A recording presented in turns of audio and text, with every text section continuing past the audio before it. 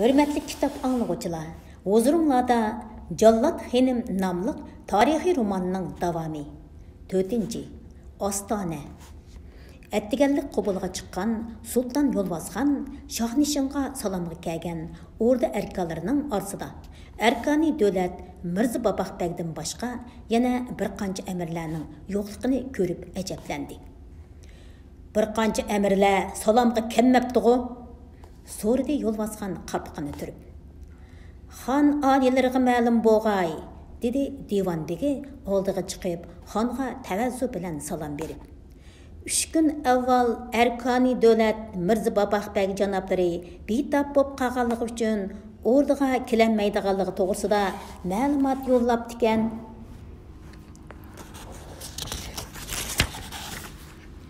Buningdan xabarim bor, dedi Yolvazxan qo'lini shiltib. Boshqa amirlarchi? Ularmu betap bo'lib qopdi. Tunigun kash ma'lumot yo'llagan edi. Shundaqmi? Yolvazxan gumansiragan holda orda erkanlarga tekshigi nazar tashladı. Bugun Şahnişinga salomga kelgan amirlarning hammasi degudek Yolvazxonga ergishib Qashqardan kelgan yoki Yolvazxon yangidan mansabga tayinlagan amirlar bo'lib, dadasi Sultan Abdullaxon mansabga tayinlagan ko'ni amirlardan birimi yo'qdek qiladi. Bu ish uni birdilla gumonga soldi. Tova, bularning hammasi tangli og'rib qolganmidir yoki biror o'yin o'ynayotamdi, menga to'ydirmay. Yaqindan beri Oqsuv lashkar tortish ishi bilan bir oz aldirash bo'lib qilib, ularga bo'lgan nazoratni sustlashtirib qo'ydim. Aslida Oqsuv lashkar tortishdan avval Mirza Babaqbeg qatorliq bu amirlarni bir taraf qilib o'taman deb o'ylagan ekanman. To'g'ri, ularning rost yoki yolg'on betap bo'lib qolganligini tekshirib beqish kerak. Yo'shirincha biror shumliq planlayotgan bo'lmasin yana. Ularning lashkar yoki avam orasidagi inovati bek yuqori. Har holda ehtiyot qilgan tuzuk. Divan begi, sizlar Bekavul beg bilan bir ozdan keyin shohona so'g' salomlarni tayyorlab, Erkani dövlət Mirza Babaqbeg qatorliq betap bo'lib qolgan amirlardan ko'ngil so'rab kelsizlar. Yana orda tevipinimi billa elivasizlar. Ularning qandoq kasal ekanligini bilib kelsin. Tushdan burun bu ahvollardan menga ma'lumot berishgaylar. Xo'sh. Divan begi bilan Bekavul beg shohona so'g'i salomlarni bir necha mulozimlarga ko'tirtib, avval Mirza Babaqbegning qasriga keldi-da, qasr darvozasidagi yo'g'on qulupni ko'rib, bir oz taajjublandi. Atrofidagi qulum qo'shinlardan so'radi. Ular Mirza Babaqbegning nega ketganligini bilmaydiganligini, 3 kundan beri darvozaning ana shunday quluplaqliq ekanligini aytishdi. Shuning bilan ular bu yerdan boshqa amirlarning qasriga berishdi. Ve bularning darvozasining o'xshashla quluplaqliq ekanligini ko'rishdi. Aslida oldingi kuni orada Qora divandagi yo'qlamda Mirza Babaqbegning Erkani davlatlik mansibiga o'tiribla betap bo'lib qolganligidan xabar topgan bu bir qancha ko'ni amirlar Mirza Babaqbegning yangi mansab martabasini qutlaqlash ham kesilni yo'qlash bahanasi bilan maslahatlashib birlikda Mirza Babaqbegning qasriga keldi-da, qasr darvozasiga siliqliq yo'g'on qulupni ko'rib dargumanda bo'lishdi. Ammo ortiqcha davron silishmay bu ishning sababini muloyiza qilishdi. Ular Mirza Babaqbegning Erkani davlatlik katta mansabga ko'tarilgani bilan amaliyotda qo'lida tutib turayotgan xonliqning ikki cho'ng huquqidan ayrilib qolganligini, Sultan Yolvazxonning Mirza Babaqbegning qo'lidagi amaliy huquqni tortilish uchun uningga ashundaq quruq o'stangning murabbiqini berganligini xira-shira his qilishgan edi. Mana endi Mirza Babaqbegning betap bo'lib qoldim deb qo'yib, tuyuqsiz g'oyib bo'lishi ularga berilgan cho'ng bir bishorat bo'lib tuyulgan edi. Mirza Babaqbeg janoblarining qochib ketganligini bilsa, Sultan Yolvazxon oliylari qattiq g'azablanadi. G'azablanibla bo'ldi qisg'u mayliti, dard alamini bizdan olmasin deb ansiravatıman. Şundaq, orada Asiya ketmegen konu əmirlərdən muşu bir neçimizli qalğan edik. Əhvaldan qaraganda Mirza Babaqbək canablari birər şəpini aldın ala sezib qalğan oxşaydı. Tova, əmir canablarının nemi qılğını bu? Bizgi köңülni xeli yaqin tutub yürətdi. Haytmı devetmeptu ya? Navada özürü şundaq bir şəpini aldın ala sezib alğan bolsala, şundaq qılamdılar təqsir. Əmdi deymina?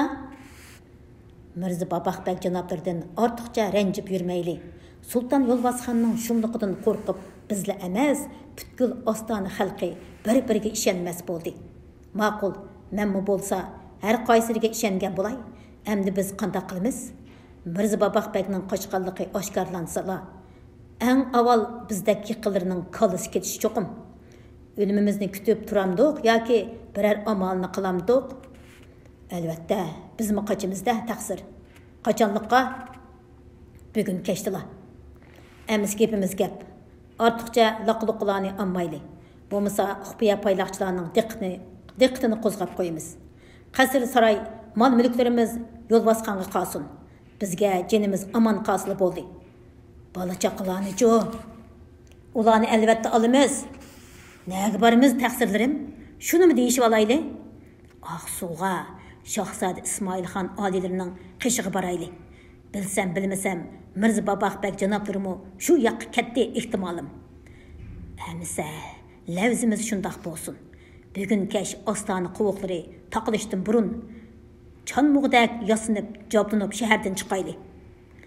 Әміміз бірлі қуықтың әмәз, бір нәчі қуықтың чықайлы. Ләшкерлі гумалынып қамысын. Мақыл әмісә, тағарчыда ұшырышайлы. Бiyadiki tağarçı degini hazırki Yəkkən nayısının Maral beşiği bardığan yol üstüdeki yeza deptu. Ular məsləhətini pişirib tarqılışdı. Çaparmələrdən bitap bob qağallığı haqida orada divan begiga məlumat yollaşdı. Nima? Həmməsinin dərvazısı quluplaqlıq mikən? Dedi divan beginin məlumatını anlığan Yolbasxan çiçanışıb. Mavi hiligar oğurlarını körün. Ahiret tilini bir qilib, jinni yoqiga ilib qıçıptı da. Vaqtida joyilib etmegen günah özümüzde xan alileri. Dedi Hoca Hidayetullah İşan Yolbasxanni başta sili susluq qilgan deb ayıpligisi bolsa-mu, tilining uchidila gapni teshig'i chiqaramay. Tilining uchidagi gapni teshig'i chiqaramay. Ol asilarning kallasini elishni bunchalar kechiktirib etmasligimiz kerak edi. Endi bo'g'liq bo'pti mana. Mirza Babaqbək degan quv tulkini arkoni davlatlik martabasi bilan xudini yo'qitib, behudlashib qala deb o'ylabdikanman. Bu ish bilan uning cho'chib qilishini na'dim bilay. Heliqi masaldagi ovchi tarafidan zaharga chilab, taş üstüge qo'yib qo'ygan quyruq mayni ko'rib, bir balasi bo'lmasa quyruq turamdi tashda deb o'ylab, qursiqi ichib ketsimi mayni yemay omon qolgan quv tulkiga o'xshash. Mirza Babaqbəkmi tuyuqsiz kelgan arkoni davlatlik martabasidan shubhilanib qolgan gap olilari, dedi Hidayetullah İşan hazratlangan holda. Ularni qo'g'lab tutishga lashkar mangdurayli bo'lmasa, dedi lashkari divanning amri. Ajassiz, e'tiroz bildirdi Hidayetullah İşan. Bekar avar bo'g'inimiz qoladi. Ular tunigun kash yo'lga chiqqan bo'lsa, kechicha ham bugun tushkichi bo'lgan orliqda chumilidak o'milab mangsimi oqsoq maralga yetib bora oladi. Bizning lashkarlarimiz qo'g'lab Aqsaq maralga berib bo'g'icha ul qaçqunlar maral beshidan o'tib ketadi. Maral beshining u tarpi xon olilarining tog'isi İsmailxonning tasarrufidagi zamin. Lashkarlarimiz ul asilarni qo'g'lab tutimiz deb Aqsu tavasiga qadam qo'ysa, İsmailxonni sagaklashtirib qo'yamiz. Navada İsmailxon birer shapini sezib, oldin hozirlik ko'rib olsa, jazo yurishi qilib, Aqsuni tasarrufimizga ommaqimiz taski to'xtaydi. Mayli, ular qaçsa qaçıversin. Bərabər Aqsuga berib to'xtaydi. Aqsuni qo'limizga olsak, ularning kallasi bərabər bizning qo'limizda degan gap ajaldan qochib qutlanmaydi. Nayti bir necha vaqt kunning seriqini ortiqroq ko'rishidi. Xo'ja Hidoyatullo Eshonning muloyizasi Yo'lbosxonning ko'nglidagi tumanni biroqla tarqitibdi. Aqsuga yurish qilish ishonchisini texmi bak chingitdi. Qutbul Aqtab piri buzrukning deganlari barhaq, dedi Yo'lbosxon mamnunlik bilan boshlang'ishdi.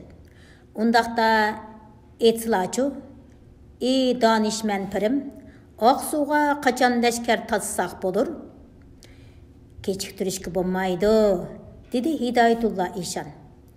Bugun kecha itikobga o'tirib, avliyo mashoyixlar bilan muloqotda bo'lib, ularning bishoratini olay.